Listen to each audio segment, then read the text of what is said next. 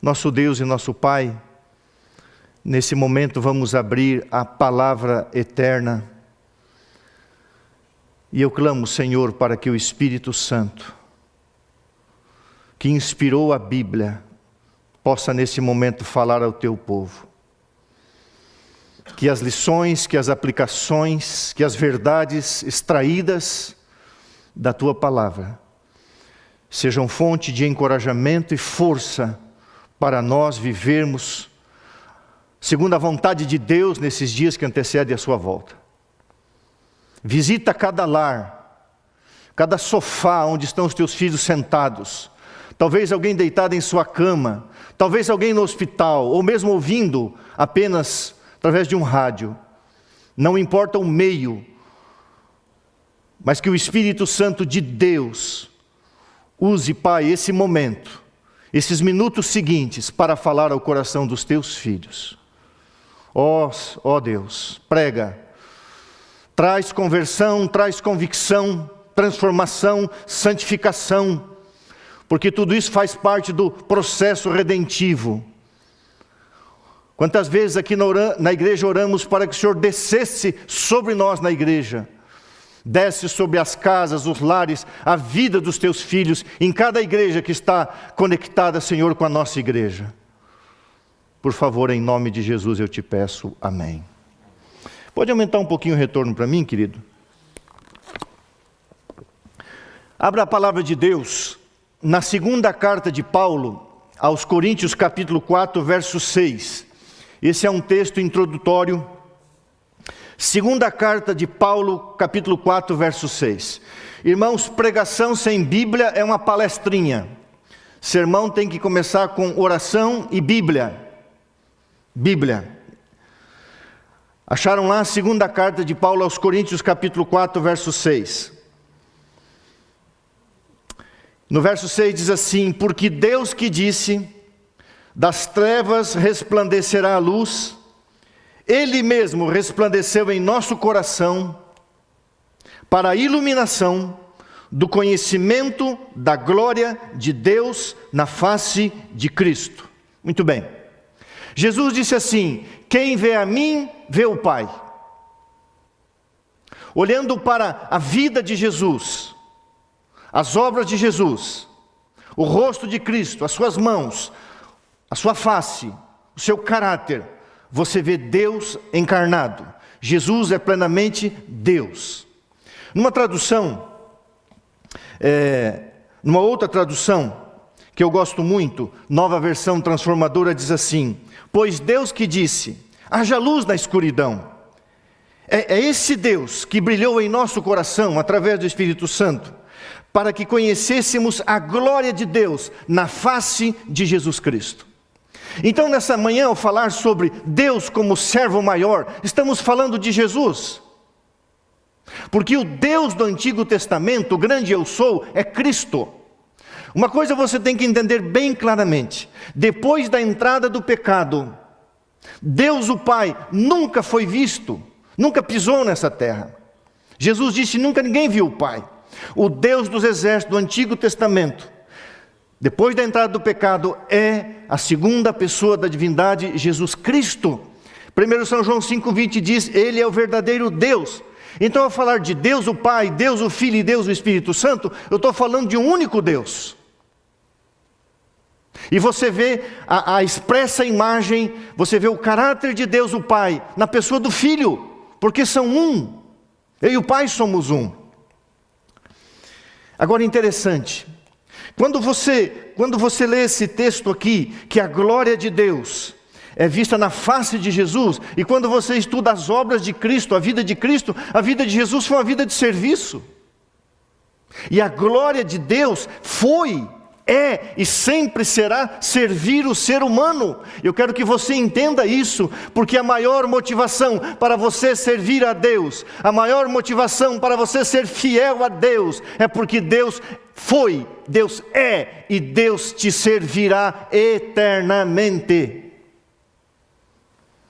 O livro Desejado de Todas as Nações, página 20, diz assim: ver-se-á que a glória que resplandece na face de Jesus Cristo é a glória do abnegado amor. Essa é a glória de Deus: amar, servir, cuidar, proteger, salvar, curar. Mesmo que nós não entendamos as injustiças, o mistério do sofrimento nesse mundo. Mas, irmãos, quando você vê que profecias antigas estão se cumprindo, aquilo que Deus falou está se cumprindo, você pode ter uma certeza: Deus está no controle de tudo, mesmo que nós não percebamos. Por isso que Ele projetou o futuro, porque Ele já sabia o que Ele faria, o que Ele não faria, o que Ele controlaria ou o que Ele deixaria acontecer. A profecia tem esse papel também. A glória de Jesus Cristo, a glória na face de Jesus, é a glória do abnegado amor. Quando você vê Jesus se debruçando sobre um leproso, cuidando de pessoas paralíticas, enfermos, diversas doenças, livrando do demônio, transformando vidas, prostituídas, ladrões. Esse texto aqui agora eu tiro de um contexto onde ela fala de diversas representações do caráter de Deus, que são representações secundárias. Diz assim: volvendo-nos, porém, de todas as representações secundárias, contemplamos Deus em Cristo. Olhando para Jesus, vemos que a glória de Deus é dar. Essa é a glória de Deus. A glória de Deus é dar. Olhando para Jesus, vemos que a glória de nosso Deus é dar. Desejado, página 21. Deus é amor. E Deus fez resplandecer seu caráter amoroso e sua natureza amorosa no Cristo pré-encarnado, especialmente quando Ele encarnou. A vida e as obras de Jesus testificaram a paixão de Deus pelo homem, especialmente pelos caídos que aceitaram a sua graça. E a compaixão, Deus tem a paixão pelo homem, mas Deus também tem compaixão, e essa compaixão sempre se mostrou ativa no ministério de perdão e no ministério de restauração. Todas as ações de Deus, desde o ato criador, são ações de amor e de doação. Deus é um servo, Deus ama servir. Muito bem, agora nós vamos estudar o texto depois dessa introdução. E o pessoal, vou pedir que você não fique chateado, deixa aquela câmera de lado lá que ela vai me atrapalhar, porque lá não tem ninguém atrás dela. Lucas capítulo 12, o verso 35. Abra a Bíblia aí, nós vamos estudar esse texto. Lucas 12, 35 até o verso 48, tem um pouquinho de paciência, nós vamos ler. Tem gente que não consegue ler 2 textos bíblicos, já cansa. Nós vamos ler aqui pelo menos 10, 13 versículos bíblicos. Essa parábola só está aqui em Lucas, e essa parábola tem 3 coisas: Deus, o conservo e o servo, todos a favor de uma missão. Deus o exemplo maior, Deus o servo maior, aí vem os conservos, você vai entender quem são os conservos e quem são os servos. Então Deus se coloca junto com os conservos e também com os servos, e Deus se faz servo. Isso aqui é estimulante, isso aqui é encorajador, isso aqui é tremendo para a gente viver nesses dias finais. Sabe, queridos, por que eu me preocupo com isso? Porque eu vejo os cristãos que estão trabalhando, que estão servindo, que estão ajudando o próximo, felizes, alegres, com fé, com esperança, com encorajamento, com força espiritual. Agora aquelas pessoas que se acomodaram e que vêm a mim o reino e não fazem nada, parece que estão adoecendo. E a melhor maneira de você se preparar para a volta de Jesus é você viver como Jesus aqui na terra viveu, servindo, amando. Lucas 12, verso 35 diz assim: cingido, preparado, vestido esteja o vosso corpo e acesas as vossas lâmpadas. Sede vós semelhantes a homens que esperam pelo seu Senhor ao voltar ele das festas de casamento, para que quando vier e bater a porta, logo lhe abram. Veja o verso 37, a primeira ênfase. Bem-aventurado aqueles servos, a quem, quando o Senhor vier, os encontre vigilantes. Em verdade, vos afirmo, que ele há de cingir-se, colocar a roupa de servo, e dar-lhes lugar à mesa. Você vai entender isso aqui, está falando de Deus. E aproximando-se os servirá. Esse é o centro da mensagem, o verso 37. Você vai entender isso aqui. Quer ele venha na segunda vigília, das 9 à meia-noite, quer na terceira, da meia-noite às 3 da manhã, Jesus virá exatamente à meia-noite, isso aqui é apenas uma parábola. Felizes aqueles que assim os achar, que eles serão aqueles que se assim os achar. Sabei, porém, isso: se o pai de família soubesse a que hora havia de vir o ladrão, vigiaria e não deixaria arrombar a sua casa. Ficai vós também apercebidos, porque a hora em que o Filho do Homem... Ficai também vós apercebidos, porque a hora em que não cuidais, o Filho do Homem virá. Então perguntou Pedro: Senhor, profere esta parábola para nós, os apóstolos, ou também para todos? Disse o Senhor: quem, pois, é o mordomo fiel e prudente, a quem o Senhor confiará os seus conservos, para dar-lhes o sustento a seu tempo? Essa aqui é a segunda ênfase do sermão. O que é dar o sustento ao seu tempo? Quem são os conservos?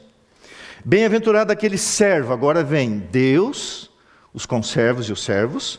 Bem-aventurado aquele servo a quem seu Senhor, quando vier, achar fazendo assim.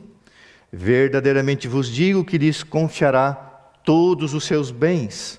Mas se aquele servo disser consigo mesmo: meu senhor tarda em vir, e passar a espancar os criados e as criadas, comer e a beber e a embriagar-se, virá o senhor daquele servo em dia que não o espera, em hora em que não sabe, e castigá-lo-á, lançando-lhe a sorte com os infiéis. Aquele servo, porém, que conheceu a vontade do seu senhor, e não se aprontou, nem fez segundo a sua vontade, será castigado, será punido com muitos açoites. Aquele, porém, que não soube a vontade de seu Senhor e fez coisas dignas de reprovação, levará poucos açoites.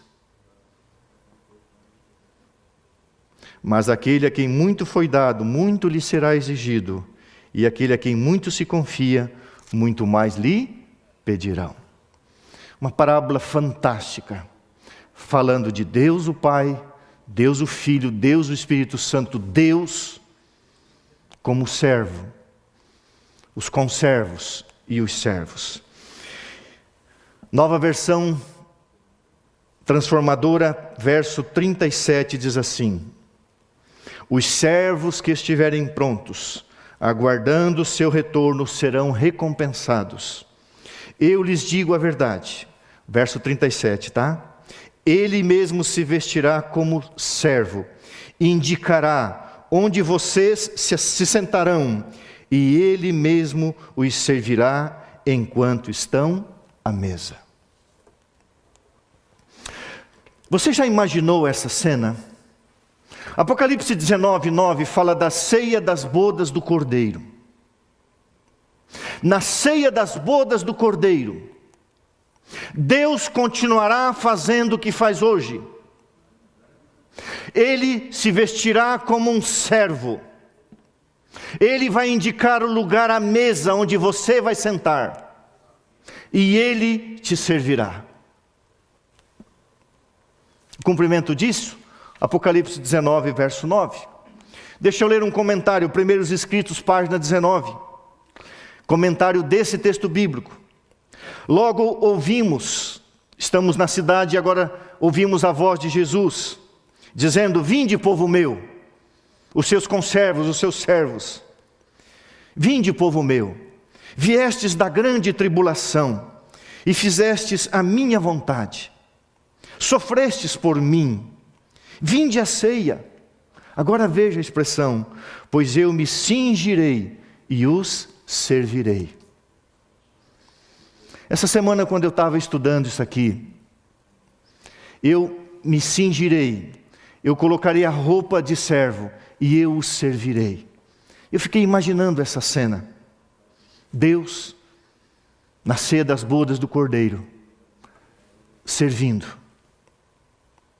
Eu me cingirei e vos servirei. E vi uma mesa pura, de pura prata, tinha quilômetros e quilômetros de comprimento.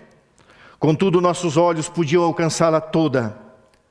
Vi ali o fruto da árvore da vida. O maná dado a Israel estará lá. Maná que caía do céu, lá estará porções de maná. Você e eu vamos comer o maná que caía do céu. Nós vamos experimentar o maná do Israel literal.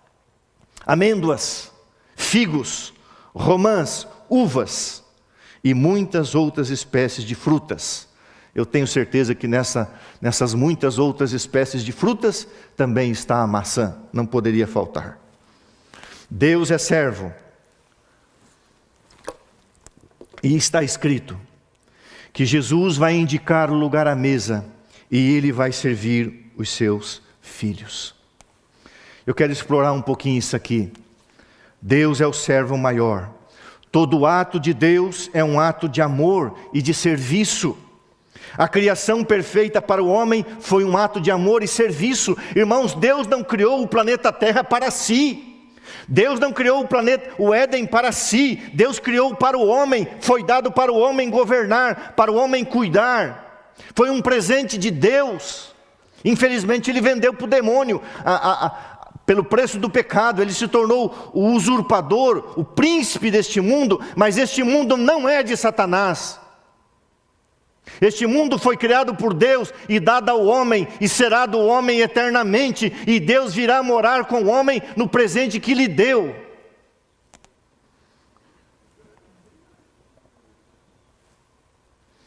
Deus criou Adão e deu-lhe o jardim do Éden como presente. Os animais foram um presente de Deus, a esposa Eva, o santo sábado. Irmãos, a maior prova da salvação pela graça é o sábado. O que fez o homem para ganhar o sábado? Deus cria o homem e lhe dá um dia de descanso. O único dia na Bíblia que tem nome próprio é a palavra sábado. Todos os outros dias são números. É a prova da graça de Deus e do amor de Deus. O homem peca. E Deus serve o homem com o plano da redenção já elaborado antes da fundação do mundo. Deus já tinha tudo em sua estrutura planejado. Deus serviu os pecadores desde sempre, assim sempre será. Jesus, quando veio à terra, e você vê na face de Jesus, você vê a glória de Deus. O Filho do Homem não veio para ser servido, mas para servir e dar a sua vida em resgate de muitos. Como Deus é, como Cristo foi, um servo. A palavra de Deus diz: Jesus Cristo, o ontem, hoje e será o mesmo eternamente. A Bíblia diz em Hebreus 7:25 que Jesus vive para interceder por nós. Queridos, o que Deus o Pai está fazendo, o que Jesus está fazendo, o que o Espírito Santo está fazendo nessa terra, o que a divindade está fazendo neste mundo, se não servir o homem com a salvação? Agora, por que Deus aparece primeiramente aqui no verso 37 como servo? Por que primeiro Deus? Porque sempre Deus é a causa primária. É a graça preveniente, a graça prévia. Tudo começa nele. Nele nascemos, nos movemos, existimos. Irmãos, a nossa vida tem origem em Cristo. Nossa vida tem propósito em Cristo. E a nossa vida tem eternidade em Cristo. Sem Jesus, como disse Pedro, para quem iremos nós? Você pode resumir, conforme está escrito em São João 4,19, 1 João 4,19. Nós o amamos porque Ele nos amou primeiro, nós o servimos porque Ele nos serviu primeiro, nós somos fiéis porque Ele nos abençoou primeiro. Deus sempre abençoou o homem, Deus sempre serviu o homem, e quando Cristo voltar, isso vai continuar eternamente. Irmãos, não pense que você vai chegar no céu e vai encontrar um Deus que vai ficar sentado num trono apenas recebendo homenagens, honra e glória e louvor. Isso vai acontecer, mas isso vai acontecer porque você vai ver um Deus cujo prazer, cuja glória é dar-se, é doar-se, é ajudar, é abençoar, é resplandecer a sua luz. É nos dar o fruto da árvore da vida, a imortalidade, um novo nome, uma nova cidade, uma nova casa, uma coroa de ouro, uma harpa de ouro, uma pedrinha branca com seu novo nome, um milênio no céu, uma nova vida na terra, na nova terra e uma vida eterna.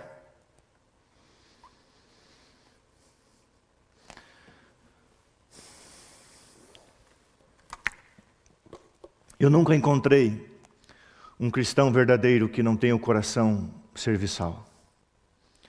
O desejo de fazer alguma coisa por alguém, ajudar alguém. Nesses dias, uma das grandes alegrias que eu tenho é levar comida para as pessoas carentes. Hoje eu vou visitar 2 famílias, levar 2 cestas que estão no meu carro logo após o culto. O prazer de servir. Se você tem Jesus, você tem prazer de servir. Não importa o que você faça, desde que você faça com amor, uma ligação, um contato, uma oração, uma preocupação.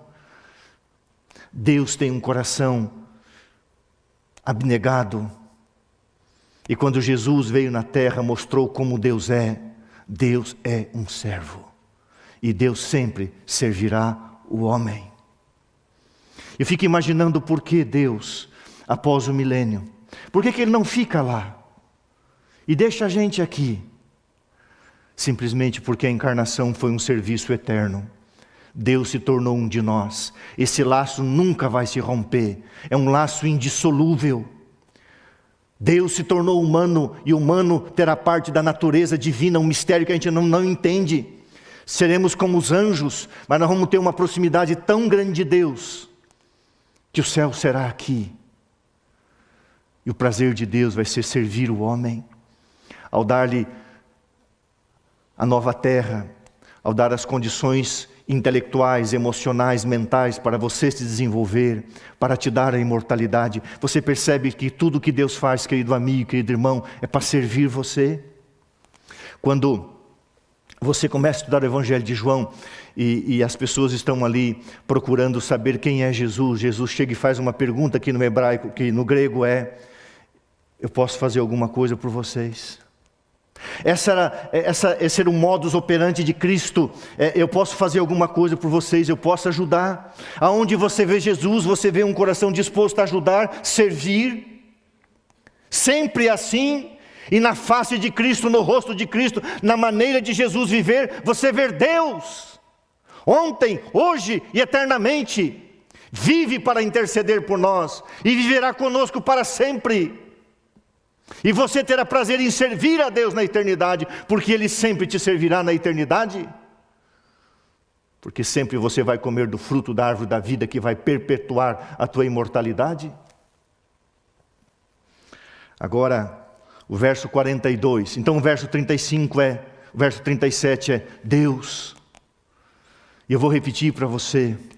Na ceia das bodas do Cordeiro, Jesus prometeu: se você me servir por amor e gratidão, lá no céu, quando aquela enorme mesa de pura prata se estabelecer, e você vai conseguir olhar de uma ponta a outra milhões e milhões de pessoas, eu não sei como isso vai acontecer, mas você não vai se levantar para um buffet. Jesus vai passar pela mesa, servindo seus filhos. Uma das palavras que mais se traduz a palavra servo é a palavra escravo. Isso me relembra, sabe o que, queridos? Na noite de quinta-feira, aquele bando de pecadores egoístas, raivosos, desejosos de poder e fama, Jesus se cingiu. Cingir-se é preparar-se para o trabalho. Jesus tira a veste de cima, amarra uma toalha à cintura, e Ele lava os pés do seu traidor. Isso é ser um escravo. Escravo de quem o traiu. Escravo de quem o negou. Fez um trabalho de um escravo. Um escravo fazia aquilo. Lavava os pés dos convidados. Serviu a ceia e disse: este é o meu corpo que será dado por vós. Um símbolo. Este é o meu sangue que será dado por vós. O maior serviço que Deus prestou à humanidade foi entregar-se a si mesmo na pessoa do seu Filho. Eu gosto de repetir uma frase: deu tudo sem ter nada mais para dar. Deus não tinha mais nada para dar. Ele deu tudo, deu a si mesmo. E continua se doando a si mesmo. E deixou aqui na terra o Consolador. Hoje eu acordei bem cedo para ler, eu gosto muito de ler sobre o Espírito Santo. Eu nunca tinha lido uma tradução dos capítulos 14, 15 e 16 de São João. Eu li numa tradução diferente. E ao invés de usar a palavra consolador, usa a palavra encorajador. Isso é verdade. Não existe encorajamento maior para um filho de Deus aqui na terra do que ter Jesus Cristo na pessoa do Espírito Santo. Ter o Espírito Santo de Deus. O encorajador, o consolador, o motivador.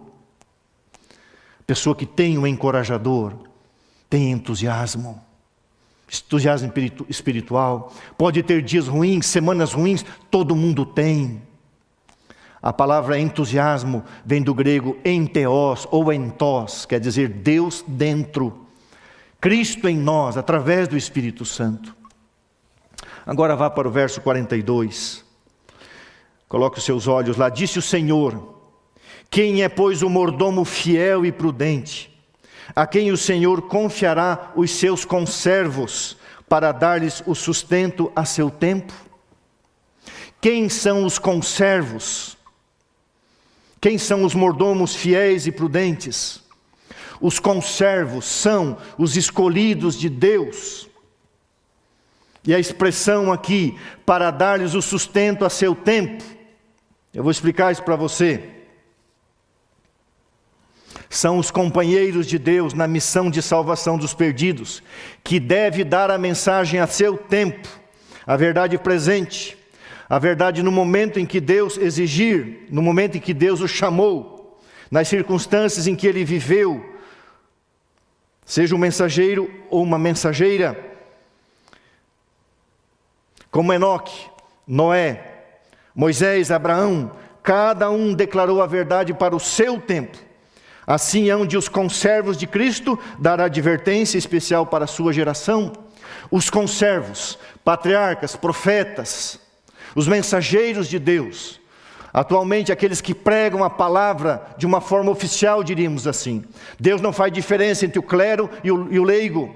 Todos somos servos de Deus, mas existem os conservos, os comissionados especialmente para dar o sustento a seu tempo, a verdade para a sua geração. Então o conservo de Deus foi Noé, para os antediluvianos. Entre os patriarcas, o conservo de Deus foi Abraão, Isaque, Jacó. Daniel foi um conservo de Deus, servo junto com Deus. Deus é o servo maior, ele é um conservo junto com Deus. Então ele está mais perto de Deus para cumprir a missão. José foi um conservo de Deus lá no Egito. Enoque, Moisés, um grande conservo de Deus. Os apóstolos, conservos de Deus. Paulo, um grande conservo de Deus. Todos os mártires que deram a vida por Cristo, aqueles que pregavam o Evangelho, conservos de Deus. O pastor é um conservo de Deus. Não quer dizer que ele é especial, que ele é... Não, mas ele foi chamado para uma missão específica, gastar o seu tempo todo, para ajudar as pessoas e pregar o Evangelho. E essa palavra aqui, para dar o sustento a seu tempo, para dar o alimento no momento certo. Queridos, os conservos de Cristo devem dar especial advertência para cada geração, para a sua geração. Bom, a pergunta é, pastor, qual é a mensagem para hoje? Você tem visto o que a igreja do NASP tem pregado? Os poderes da terra foram abalados por essa pandemia, uma profecia tremenda. O mundo virou de cabeça para baixo para mostrar que tudo será abalado, menos o reino eterno de Jesus Cristo. Então eu pergunto para você, e se você procurar aí no YouTube, você vai encontrar do ano passado um sermão. Eu vou repetir uma parte dele aqui. Se Jesus estivesse nesse púlpito, se João Batista estivesse nesse púlpito, Se o apóstolo Pedro estivesse nesse púlpito, sabe o que eles começariam a pregar? Arrependimento. João Batista começou dizendo: arrependei-vos, porque é chegado o reino dos céus, o reino da graça. Isso está lá em São Mateus 3,2. E Jesus logo entra em cena em São Mateus 4,17 e repete as mesmas palavras do Batista: arrependei-vos, porque é chegado o reino dos céus. Em Atos 2,38, quando perguntaram para Pedro: Pedro, qual é a mensagem para a nossa geração? Qual é o pão para esse tempo? Qual é o sustento para esse tempo? O que vai sustentar nossa fé? E ele disse: arrependei-vos, e cada um de vós seja batizado para o perdão dos pecados, e recebereis o poder do Espírito Santo. Eu não sei se essa senhora que está assistindo lá do norte do Brasil, essa semana um pastor que formamos juntos aqui, um colega, mandou um WhatsApp para mim dizendo: eu rebatizei uma senhora que voltou para a igreja e ela queria que avisasse você que, ouvindo os sermões da igreja do NASP, os seus sermões, ela voltou para Jesus e se rebatizou e está firme na fé. Louvado seja o nome do Senhor. Essa é a mensagem para esse tempo. Querido irmão, querida irmã, se você tem um pecado na sua vida e você sabe que esse pecado vai tirar você do céu, arrependa-se. Essa é a mensagem para essa geração. Algumas igrejas colocaram sofás, lives. Você alguma vez ouviu falar que a gente fez live aqui? Irmão, nós não temos em tempo de copiar o mundo. Bom, eu também não quero ser um extremista, né? Mas sertanejo faz live, todo mundo faz live. A igreja tem que pregar a palavra, tem que fazer culto, tem que fazer sermão, tem que fazer vigília. Não é botar um sofá dizendo, está tudo tranquilo. Não é fazer um estúdio, ficar lá sentadinho, conversando com as pessoas. Abre a palavra, prega a palavra, diz Paulo. O que essa geração está precisando, irmãos? Uma geração pornificada, uma geração egoísta, uma geração que não pode passar por uma provaçãozinha, já se deprime, já adoece. Pessoas frágeis na fé, pessoas egoístas. Quantos casamentos com problemas, quantas famílias com problemas, porque não conseguem viver junto, quando deveria ser um período de mais amor, mais tempo com a esposa, aproveitar mais, usufruir mais aquilo que Deus deu em termos de companheirismo, passou a ser um problema. E agora você vem dizer que está tudo bem, que está tudo bem, que tudo vai ficar bem. Isso aqui não é filme americano, tudo vai ficar bem. Não, irmãos, tudo vai piorar. Mas a nossa fé tem que se fortalecer em Cristo Jesus. Essa é a mensagem para esses dias. Esse é o sustento que o pastor tem que dar. Essa é a mensagem que a igreja tem que dar. Sem legalismo. Tudo tem que estar centralizado em Cristo. Sem fanatismo, sem ufanismo.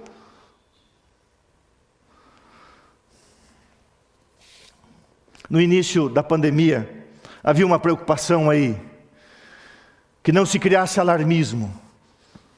Aí chegou essa informação e até a minha pessoa, não me criticando. Mas assim, cuidado com alarmismo. Irmãos, usar o livro Preparação para a Crise Final é alarmismo? Eventos finais é alarmismo? Revolução do Espírito, leia esse livro. Se você quer ser uma pessoa realmente transformada, fazer vigília e alarmismo, não. O pastor é um conservo de Deus e tem que dar a mensagem para o seu tempo, o sustento a seu tempo. A minha pergunta é, o que sustenta a sua fé? Qual é o sustentáculo da sua vida? Se não existe fundamento, o Salmo 11 diz assim, ora, destruídos os fundamentos, o que poderá fazer o homem? Essa pandemia que veio, foi um parcial cumprimento da parábola de Jesus. Muitas casas construídas sob areia, veio a tempestade e ruiu, muita gente abandonou a fé, mas quem estava sob a rocha se fortaleceu ainda mais. Agora eu quero ler uma citação, e essa citação, ela me faz arrepiar. Esta geração, desejado, página 634, deve despertar para o grande pecado. O grande pecado dessa geração, sabe qual é? É rejeitar o oferecimento da misericórdia de Deus. Nós estamos vivendo um tempo de extensão da longa misericórdia de Deus. Assim como foi com o mundo pré-dilúvio, assim como foi com Jerusalém, Deus ofereceu misericórdia, Deus ofereceu tempo, e agora Deus estendeu o tempo, Deus retarda a sua vinda por misericórdia, e o grande pecado dessa geração é não aproveitar, não aceitar o apelo da misericórdia e da graça de Deus. Deixa eu ler uma citação para ir terminando. Por 40 anos, a incredulidade, a serva de Deus diz que o maior pecado é o pecado da incredulidade.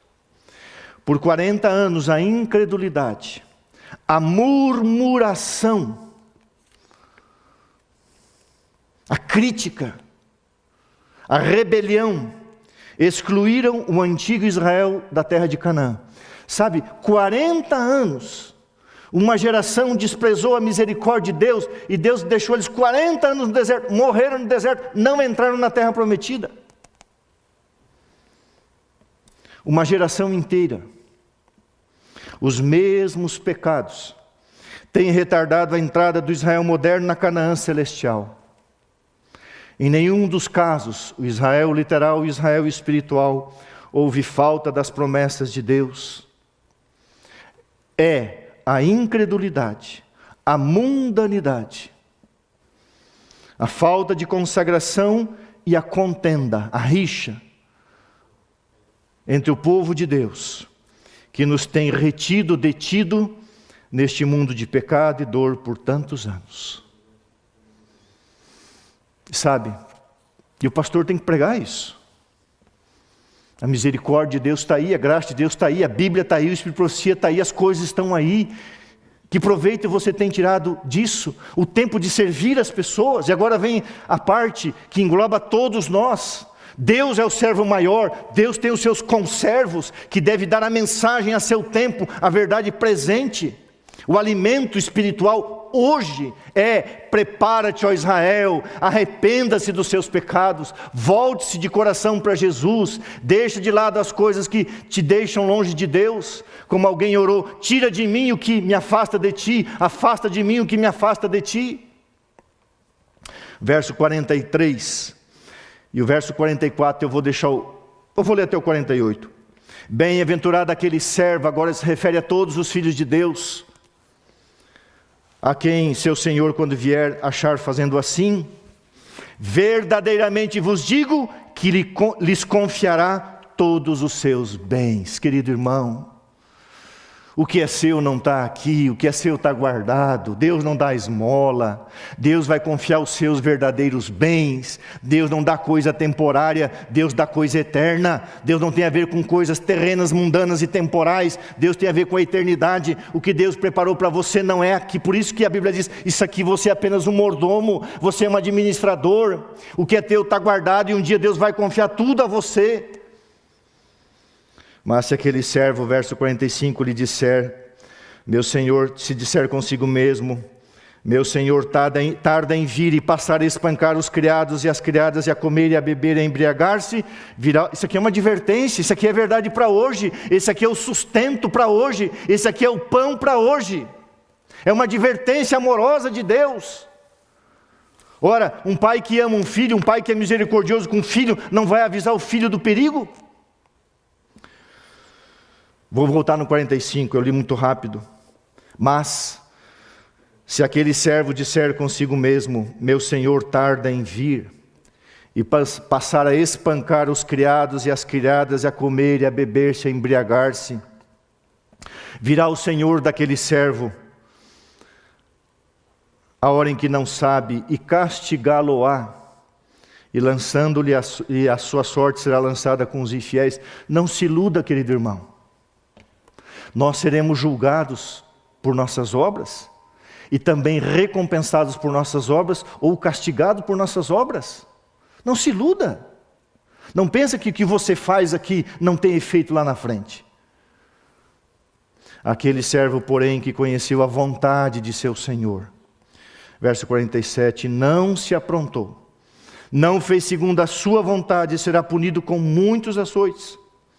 Aquele, porém, que não soube a vontade de seu Senhor e fez coisas dignas de reprovação, não teve luz, não teve conhecimento, Deus não leva em conta o tempo de ignorância, receberá poucos açoites, mas aquele a quem muito foi dado, muito lhe será exigido.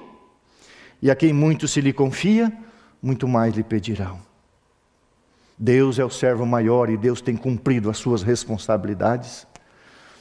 E nós, os pastores, os mensageiros, aqueles que fomos chamados a dar a mensagem, temos que ser fiéis também. E finalmente todos somos servos. 1 Pedro 2,9 diz que nós somos uma nação de servos, uma raça eleita, um sacerdócio real, para servir a humanidade com a luz do conhecimento de Jesus. O servo que fez a vontade de seu Senhor, ou o servo que fez a sua própria vontade? Quem é o Deus? É o Senhor ou é você mesmo? Eu quero resumir esse texto. Abra a Bíblia lá em Eclesiastes capítulo 12, eu estou encerrando. Verso 13 e o verso 14. Assuma o resumo de um homem que da força foi para a fraqueza, na fraqueza se arrependeu, na sua tolice reconquistou a sabedoria e escreveu o livro do Eclesiastes. E ele resume tudo o que ele escreveu no Eclesiastes, no verso 13, no verso 14 do capítulo 12. E ele diz assim: de tudo que se tem ouvido, o resumo o sumário tema a Deus e guarda os seus mandamentos, porque isso é o dever de todo homem. Porque Deus há de trazer a juízo todas as obras, quer até as que estão escondidas, quer sejam boas, quer sejam más. Por suas obras seremos julgados ou condenados. 3 pessoas e uma missão. A divindade, um único Deus, serviu o homem antes do pecado, serviu o homem durante a história do pecado, serve o homem nesse tempo do fim. E um dia, São Lucas 12:37 diz que Jesus se vestirá como um servo e na ceia das bodas do Cordeiro ele vai passar servindo você. Por que Deus faz isso? Você vai se constranger? Não é constrangedor até às vezes quando você está num restaurante e um garçom, eu às vezes me constranjo. Lógico, ele está fazendo o trabalho dele. Eu já, em alguns eventos aí eu já fiz papel de garçom. É mais gostoso você ser garçom do que você sentar à mesa e ser servido. Os conservos, patriarcas e profetas, apóstolos, os mensageiros atuais de Deus e também os anjos. Os anjos também estão na classe dos conservos, mas são os conservos celestiais. Nós somos os conservos humanos. E finalmente todos nós, quer sejamos pastores ou não, somos servos. O pastor tem uma função diferenciada, um mensageiro diferenciado, não por uma questão de ser melhor, não pelo contrário, mas porque pesa sobre ele uma responsabilidade. Deus o separou para isso, para ele dar o sustento a seu tempo. Ele vive disso e ele deve se dedicar a isso. Deus, os anjos na esfera celestial, o Espírito Santo na esfera humana em nós, os conservos, os escolhidos, os ungidos e todos os seus filhos que são servos de Deus. Eu quero ilustrar essa mensagem contando uma história. Moisés, você pode voltar para lá? O pastor aqui é teimoso, né? Coloca nessa câmera aqui que eu gosto de olhar mais de frente e fico meio atravessado aqui. Sou cheio de mania, né, Moisés? Moisés é meu querido amigo. Em 1985, eu estava fora da igreja, fazenda, 8 filhos, a coisa não era muito fácil porque era muito filho, não era pouca terra, mas para 8 também não dava. E eu, lembrando das histórias do meu pai, que foi um soldado do exército, vendo algumas fotos, e um dia passando em frente o 63º Batalhão de Infantaria em Florianópolis, eu fui na padaria comprar pão e passei e vi os soldados, eu tinha 18 para 19 anos, eu vi os soldados correndo, fazendo exercício. Eu estava me preparando para o vestibular em Santa Catarina, em Florianópolis, morava com a minha irmã. E me veio na cabeça, eu vou ser militar. E eu entrei no exército, mudei todo o esquema de pode baixar um pouquinho a música, o pastor aqui é cheio de exigências. Mudei o meu status, porque eu me alistei lá no sítio é agricultor, e agricultor não pode servir o exército, era proibido naquela época. Eu estou falando de 1985. O período militar começou a ruir na década de 80, e 83 teve as diretas já, então um período de transição do militarismo para o que se chama hoje de democracia.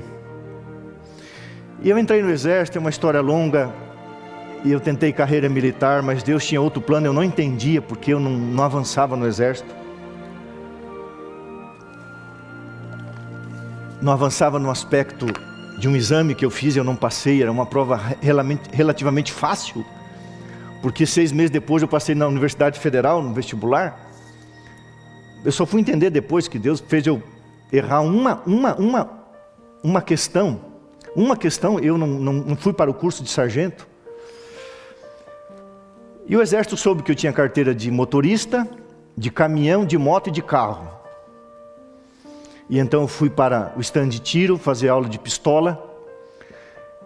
E eu deixei ali a infantaria e fui designado, por ter carteira de motorista e habilidades outras, para ser um motorista de um homem chamado Jonas Luz. Quem era Jonas Luz? Coronel Jonas. Um homem de baixa estatura. Na época ele fumava bastante. Um homem sério, culto, sereno, um homem firme. Então qual era o meu trabalho no exército? Às 5:30 da manhã, obrigado querido, às 5:30 da manhã, eu acordava, pegava a Kombi na infantaria, ia no hospital militar, pegava a alimentação e levava o de jejum para a 16ª circunscrição do serviço militar.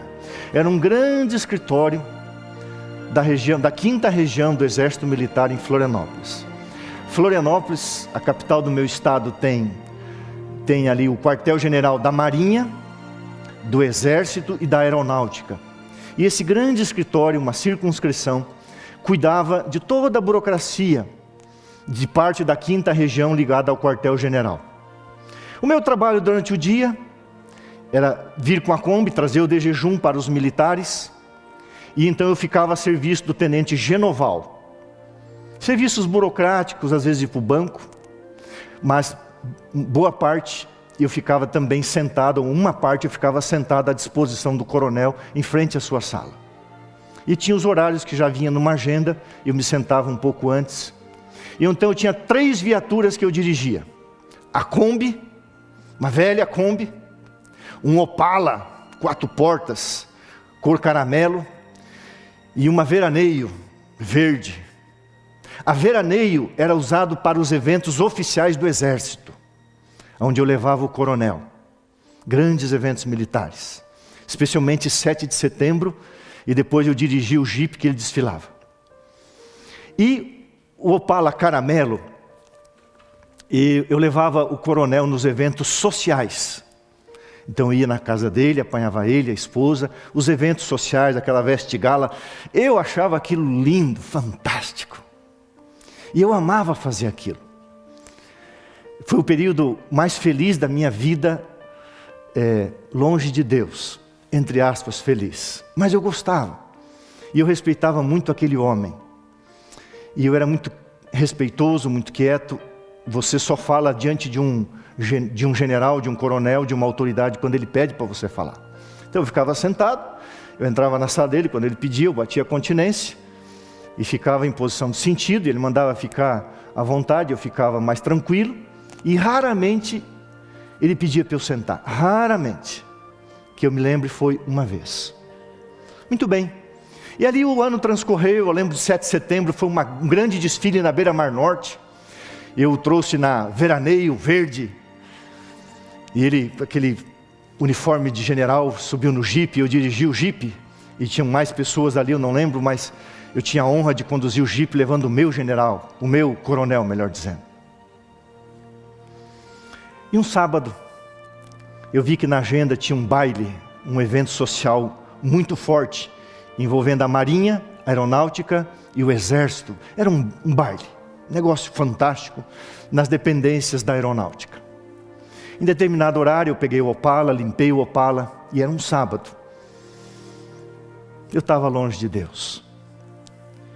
E eu me dirigi à casa do coronel, no interior da ilha, em Santa Catarina. E eu lembro uma casa muito bonita, com um alpendre bonito.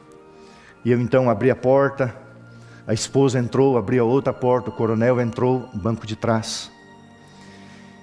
E naquela época se fumava. E pela primeira vez ele me ofereceu um cigarro, e na época eu infelizmente usava um pouco de cigarro, mas eu não fumei, porque eu disse: coronel, estou dirigindo, eu preciso cuidar do senhor. E eu levei para a festa, e fiquei ali de plantão no carro por muitas horas. Passada ali as 2 horas da manhã, eu vi o coronel descendo a escadaria do grande salão, e eu me posicionei, abri a porta do carro, e eu vi que ele estava alcoolizado. Ele não estava normal, estava falante, brincalhão, e batia em mim, empurrava, e eu mantendo a minha postura, o meu respeito. Era o meu chefe, era o meu líder, era o meu coronel. E eu levei para casa, e ele falava. E quando nós chegamos na casa dele, ele cometeu um negócio, ele fez uma coisa assim, impressionante. Ele acordou a filha, uma adolescente, uma menina, estava dormindo. Fez a filha descer um lance de escada, fez-o entrar na casa dele, e alcoolizado disse: olhe para esse garoto tem futuro, você devia um dia conhecer esse garoto. Ele é um bom rapaz, ele é obediente, ele gosta de ajudar, ele gosta de servir, ele nunca teve um apontamento no exército. E eu constrangido, e a moça ali que estava nem aí para mim, era uma menina, uma adolescente, uns 14, 15 anos, e eu fiquei ereto, firme, não vi a hora de sair, fui embora. No outro dia pela manhã, era exatamente 11 horas da manhã, o tenente Genoval falou: coronel Jonas quer falar com você. E eu me posicionei como um soldado, sempre fardado, lógico. Pedi licença para entrar na sua sala, com muito respeito, bati continência. E ele disse: fique à vontade, sente-se, soldado. Ele era um homem muito sério, muito sisudo. E ele então puxou uma carteira de cigarro, e eu peguei. Fiquei com vontade, na verdade, naquela época. Me senti à vontade. E ele disse assim: soldado 049, soldado Gilson. Naquela época falava-se ocorrência. Ocorrência era quando tinha alguma coisa fora do normal. E alguém deve ter falado as coisas que ele havia feito no sábado à noite, a filha, não sei. Ele disse: soldado, ontem à noite houve alguma ocorrência da qual eu deveria tomar parte? Ele era formal. Eu disse: coronel, com todo respeito. Me coloquei em pé, bati continência e disse: o senhor é o meu coronel. Eu lhe apanhei em sua residência por volta das 19 horas. Por volta das 20 horas eu lhe deixei dentro do salão da aeronáutica. Por volta das 2 horas da manhã eu apanhei o senhor e a sua esposa e conduzi em segurança para a sua casa. E eu não tenho nada que falar a não ser de um homem que eu respeito. Não lembro de nenhuma ocorrência que eu deva mencionar para alguém. Aliás, não tenho lembrança de nada ruim. Ele olhou para mim, deu um sorriso e disse: pode retirar-se. E disse: obrigado pela sua confiança. Eu jamais ia falar, até pelo respeito, mas aquele homem percebeu que eu queria o bem dele. Passaram-se muitos meses. No exército você sai no mês de outubro, no mês de dezembro e no mês de fevereiro. Chama-se dar baixa do exército. E eu e mais um soldado na infantaria chamado Uba, e mais outro soldado que estava ali nessa caserna, na circunscrição do serviço militar, na CSM, só nós 3 éramos voluntários, e eu era voluntário. E chegou um mês de outubro, o tenente Genoval disse: coronel, quero falar com você. Eu entrei na sala e ele falou: Gilson, você quer ir embora do exército agora? Eu falei: não, coronel, eu na verdade não tenho nem onde morar. Irmãos, eu era tão carente naquele período da vida que eu comprei uma calça em 10 pagamentos nas lojas Guaspari. Eu não tinha dinheiro. Eu recebi um salário mínimo do exército e gastava todo no cursinho pré-vestibular. Eu ia para o cursinho pré-vestibular fardado. As pessoas riam de mim, daí comprei uma calça, comprei em 10 pagamentos. Mas a vida era gostosa naquela época. Eu disse: eu quero ficar morando aqui porque eu vou fazer o vestibular em janeiro. Eu não tenho trabalho, eu ganho um salário, eu tenho onde dormir, comer, tá bom. Ele falou: então, tudo bem, mas se você quiser, você pode sair. Eu falei: não, eu quero ficar. Ele falou: mas você é voluntário, todo mundo quer ir embora, você quer ficar? Eu falei: eu quero ficar, eu gostava. Chegou o mês de dezembro, ele me chamou e disse assim: Gilson, é a segunda baixa. Você vai fazer vestibular agora em janeiro, início de janeiro, você já quer sair? Eu falei: não, coronel, eu prefiro ficar até fevereiro, porque daí eu tenho a gente chamava soldo. Eu tenho um salário dobrado, um salário de soldado antigo, era um soldo dobrado, depois de 12 meses, e eu posso ganhar um pouquinho mais, e eu não tenho onde ficar, e eu quero ficar no exército.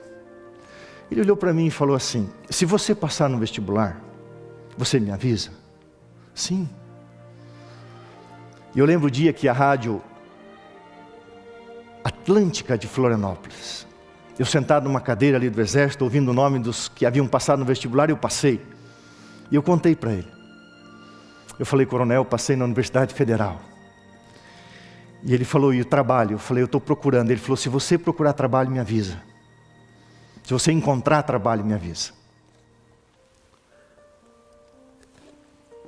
Uma semana depois, um primo, Vaine Kuntze, meu querido primo, o Vaine me indicou para fazer um teste no Banco Bamerindos, e eu passei. Mas eu era soldado do exército, já tinha dado a baixa de outubro, a baixa de dezembro, a próxima era só final de fevereiro, e o banco queria contratar imediatamente.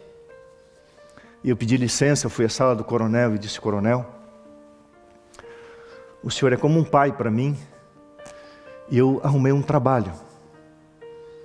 E a baixa foi há cerca de 15 dias atrás, esse trabalho ser muito importante para mim, existe alguma solução? Ele falou: eu sou o coronel. E ele então redigiu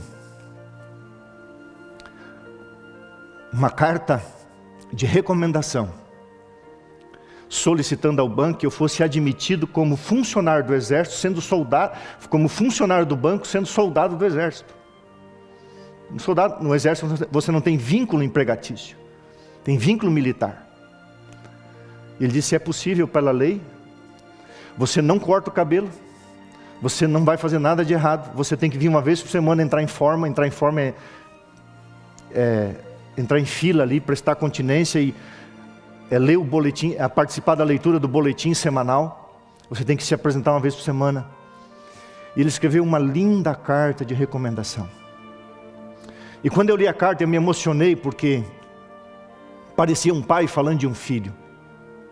Esse jovem é um jovem de valor.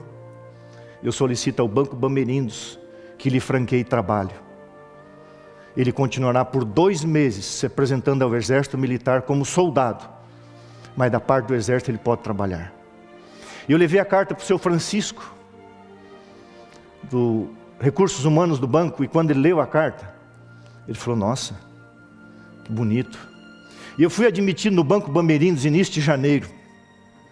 Eu era soldado do exército e funcionário do banco. E aquele homem me serviu, foi meu servo, porque durante 1 ano eu fui seu servo como militar, mas ele sabia que eu dirigia a Kombi buscando o café da manhã, o almoço, e aqui tem um detalhe, quando eu buscava o almoço para os soldados da caserna, éramos ali em torno de umas 100 pessoas, eram coisas grandes assim, mas tinha a comida a comida do coronel e dos oficiais de patente. E muitas vezes, o coronel mandava preparar um prato. Eu estava lá no alojamento dos soldados, era para baixo assim, eles ficavam lá em cima. E alguém dizia, o coronel Jonas mandou entregar para você. E ele mandava uma comida especial. Não se escandalize, na época era bife. E ele mandava sempre, a gente comia, normalmente era galinha desfiada, assim, aquela coisa, tudo junto do soldado. E ele mandava sempre um bife empanado, uma coisa especial que tinha. Aquele homem gostava de mim. Final de janeiro de 2006, o sargento Fischer me liga no banco, deixei meu contato. Gilson, é o Fischer, sargento Fischer, ô sargento, pois não, já ficava todo assim, venha receber o seu soldo, a gente pegava um cheque. Eu falei, que soldo? Ele falou, o teu salário. Eu falei, mas eu estou recebendo o salário do banco, mas você vai receber salário dobrado do exército, 2 salários mínimos. Eu falei, mas quem mandou? Não, está na lei, o coronel disse que você vai receber janeiro e fevereiro. Eu lembro que eu fui na sala dele, ele não estava de férias. Eu só o veria em fevereiro. Em fevereiro o sargento Fischer liga e disse, olha, venha receber o seu soldo. E era um soldo dobrado. Por 2 meses eu recebi o salário do banco e 2 salários mínimos do exército. Chegou a época de sair, eu entrei em forma, entreguei os uniformes que tinha que entregar, o material que pertencia ao exército brasileiro. E o coronel Jonas Luz pediu que o subtenente Correia lesse o boletim, e o subtenente Correia, ao ler o boletim, fez menção. Eu quero chamar aqui à frente o soldado 049 para receber um diploma de honra ao mérito. Eu até pensei em trazer, está lá em casa, eu tenho um diploma de honra ao mérito do exército brasileiro. Apenas um soldado. Por que eu estou contando essa história? Apesar das semelhanças não serem as mesmas, mas eu era um soldado a serviço de um coronel. Durante 1 ano fui seu motorista, levava comida para ele, o protegia dentro da viatura, cuidando para que nenhum acidente acontecesse. E ele falou para mim que nunca tinha visto aquilo acontecer, de um oficial liberar um soldado para trabalhar enquanto era soldado. Eu fui liberado, eu servi, e sem que eu merecesse, sem que eu imaginasse, no momento certo eu fui servido pelo meu coronel, não apenas com salários dobrados por 2 meses, mas com uma linda carta de recomendação. E eu não imaginava o que ele pensava a meu respeito.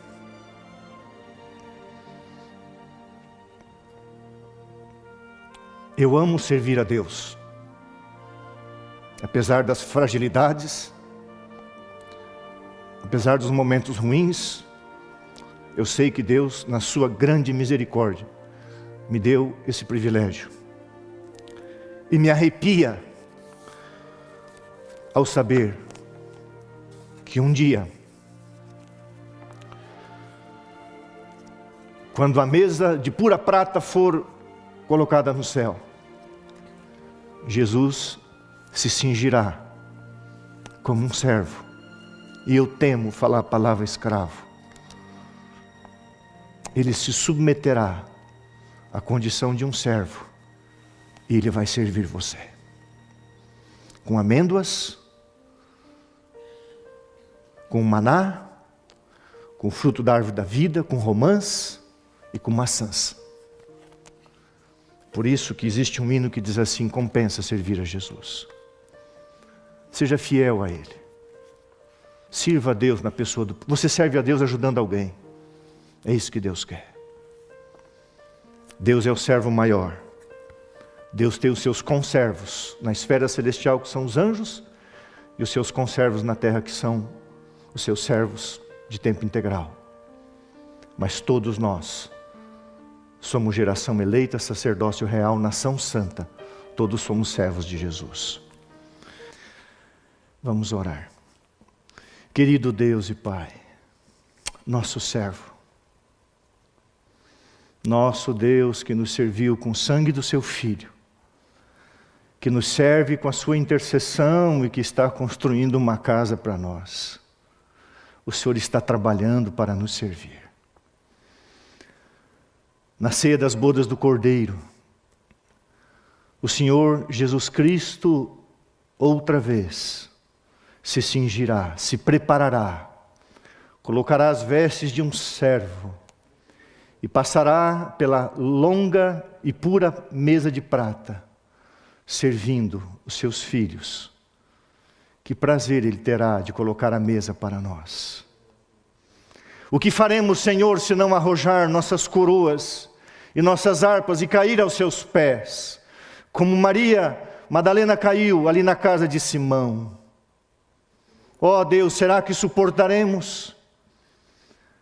Pai querido, nos dê um coração amoroso, serviçal, que tenhamos prazer em ser conservos e servos de Deus aqui nesse mundo, junto com o Espírito Santo, junto com os anjos de Deus. Infalíveis? Não. Completamente falíveis. Imperfeitos? Sim. Errantes. Porque Deus nunca teve um servo perfeito. Abraão não foi perfeito, Davi não foi perfeito, Elias não foi perfeito. Ninguém o foi. Todos pecaram, mas escolheram te servir. Obrigado, Deus, pelo teu exemplo. E porque tu és a maior fonte de encorajamento e inspiração, nós queremos servir a Deus até o último dia de nossa vida. Abençoa o teu povo com o Espírito Santo aonde estiverem e coloca o espírito de mordomia, de fidelidade, de serviço ao próximo. A igreja do Deus vivo, coluna e fortaleza da verdade, baluarte da verdade, que é uma coluna militar aqui na terra. Porque aquele que nos criou, nos serve com a vida e com a vida eterna em Jesus. E é em nome de Jesus que pedimos o Espírito Santo, o perdão e a santificação, em nome de Jesus. Amém.